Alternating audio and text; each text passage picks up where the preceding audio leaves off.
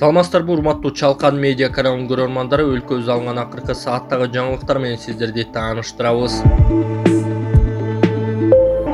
Садыр Жапаров кыргыз-казак мамилесинде саясий келишпестик жок. Бишкекте Аларча резиденциясында Кыргызстан менен Казакстандын президенттери Садыр Жапаров жана Касым-Жомарт Токаевдин катышуусунда кеңири форматта жолугушуу башталды.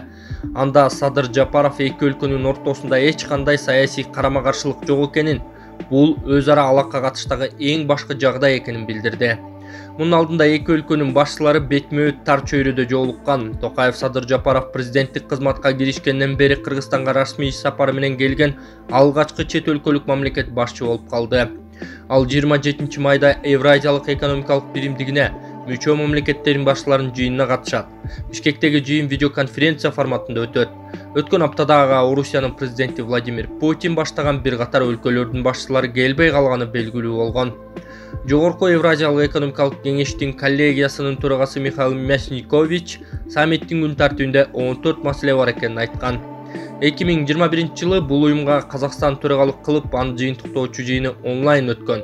Кеңешке төрагалык кылууну былтыр жыл аягында Кыргызстан өткөрүп алган.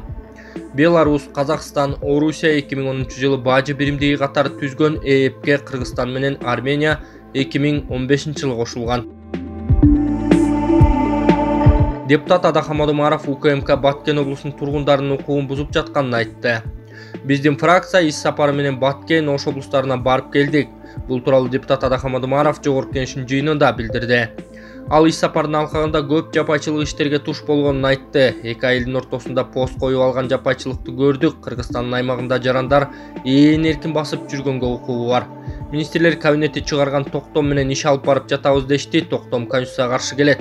Жазгы талаа жумуштары башталып жатканда дыйкандардын канын ичип, сүйлүктү менен лейлектин ортосунда постторду коюп алышыптыр. Коопсуздук кызматы качып жүргөнүн өзүңөр көрдүңөр. Бул маскара, уят. УКМК сабатсыздыгын көрсөттү. Ошол посттор бүгүнкүгө чейин алынбай турат. Тез аранын ичинде маалымат берсин, деди эл өкүлү Адахамад Умаров. Депутат Акылбек Түмөнбаев гранттык кредиттер боюнча маселени кырынан койду. Номер 35 Ак Суу бир мандаттуу округунан эл өкүлү болуп шайланган парламенттик элдик топ депутаттык тобунун лидери Акылбек Түмөнбаев жогорку кеңеште чет элден алынган кредиттер, гранттар боюнча маселе көтөрүп, алынган акча каражаттары туура эмес колдонулуп, сапатсыз иш-аракеттер болуп, элдин мойнуна карыз илип жатабыз деп маселени көтөрдү. Алган ратификациядан өткөрүп, колдоп берген депутаттар бир эмеңерди жоктобой эле, колдоп берип атабыз, грантыңарды да, кредитиңерди да баарын. Бирок карыздын баары элдин мойнуна, биздин мойнубузга илинип атат. Ошол сиздердин балдарыңыздардын, небереңиздердин, биздин балдардын, неберелердин мойнуна илип атат да. Ошонун баардыгын ойлоп бир мамлекетибиз үчүн кызмат кылалы, урматтуу коллегалар, баарыңыздарга айтып атам. Мына неме ушул мынау келип аткан кредит грантты бүгүнкү күнү ошол частный бизнесмендер менен азыр Эмил Токтакунович айтса, сиздер таап келсеңиздер, мен каршы эмесмин деп мына вице мэр айтып атасыз, Бактыбек Абышевич. Сиздер ар бириңиздер өзүңүздөр издешиңиздер керек. Ошондой бизнесменди, депутат эмес. Сиздер бизге сунуш кылышыңыздар керек. Момдай бизнесмен келди, момдай кредитти, грантты ошого берели, жарым-жартылайын, момдай иштерди кылып беребиз деп атат десе, биз колдоп беребиз да. Ошондой эле эл өкүлүнүн кредиттик гранттарды акысыз берип аткансып, алар канча суммага берсе, ошол баага ала бербей, элди ойлоп ала турган кредиттик гранттардын сапатын карап, аны кайра кантип төлөп беребиз деген маселени дагы карашыбыз керек, деди Акылбек Түмөнбаев. Андан көрөкчө мамлекет үчүн ошол бүгүнкү алып аткан кредит грантыңыздарга бүгүн дагы карызды мойнубузга илип атабыз да. Мына депутаттар ким жаман? Депутаттар жаман. Ошол кредиттердин баарын алып берген, бирок депутаттар көзөмөлдөп, ошол автобустар кандай келип атат? Баасы канча ошол автобустардын бүгүнкү ала турган автобустун баасы канча? Кредит гранттарды алып келатабыз. Кудай буйруса, кийинки ушул жылдын аягы менен толугу менен Бишкек шаарында ошол автобус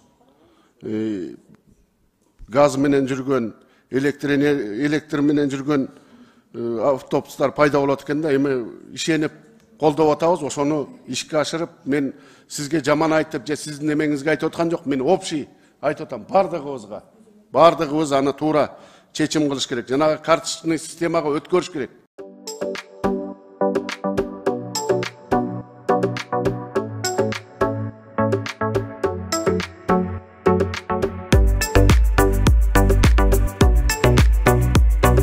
Айдык Нурбол. Ислам корпоративинен машина алдым. Разычылык. Ишенсе болот экен ушул корпоративге.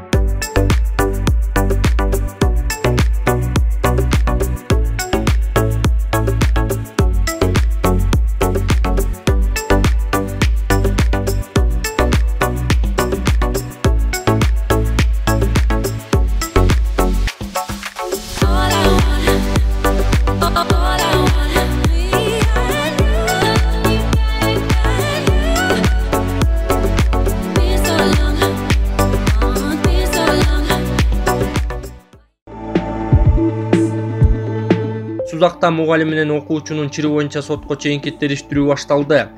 Жалал Абад облустук ички иштер башкармалыгы 26 майда тараткан билдирүүсүндө Сузак районундагы мектепте болгон окуя боюнча 25 май күнү Сузак райондук милициясына катталып, алдын ала текшерүү жүргүзүлгөнү айтылат.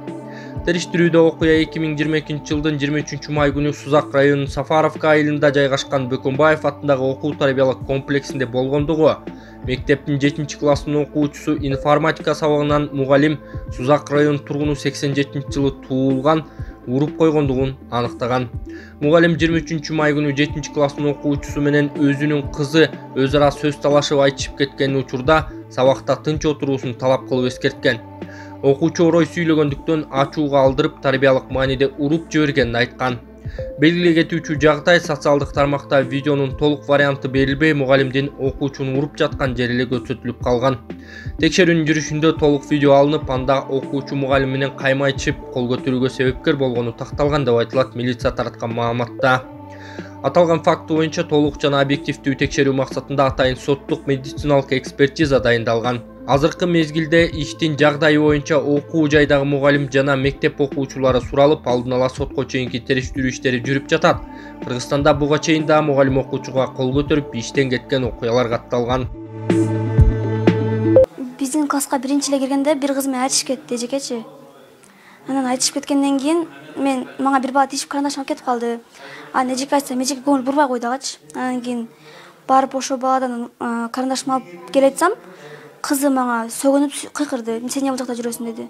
Ишин канча десем, апасы кыйкырды. Эмне кылып жүрөсүң? Сволочь деп үй бүлөм асылып кетти. Анан эжеке оозу карап сүйлөңмө, үй бүлөм асылбаган деп кыйкырышып кетти.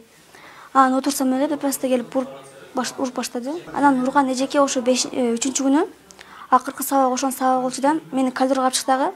Бул жерде менин да күнөөм бар деп айтып кой деп мага жалынды эжеке. Эжеке мен эмне айттым десем, экөөбүз тең ачуулукка алдырып койдук, апаң келсе ошентип айт деди. Анан кийин видеону өчүрүп кой деди эле. Эжеке айттым, эжеке бул жерде тартып калып кетип турган эмнесин өчүрөм дедим. Биринчи катарда, биринчи партада менин кызым отурат. Ал бүгүнкү Хадича деген кыз 3-рядда 4-партада отурган кыз болчу. Мен аны байкабай калдым. Менин кызым жакка өтүптүр. Мен анын точносын билбейм кандай болгонун. Экөө кайра бул жака кыз баратып, экөө урушуп кетишти, мынтип айтышып кетишти. Ал кыздын үнү катуураак чыгып калганды мен аны байкап калдым. Хадича, силерге эмне болду? Азыр эле Асеманы баспадык беле. Сага эмне болду десем, ал кыз ошол жерде эле мага ответ берип кетти. Анан мугалимди чакырып сүйлөштүм.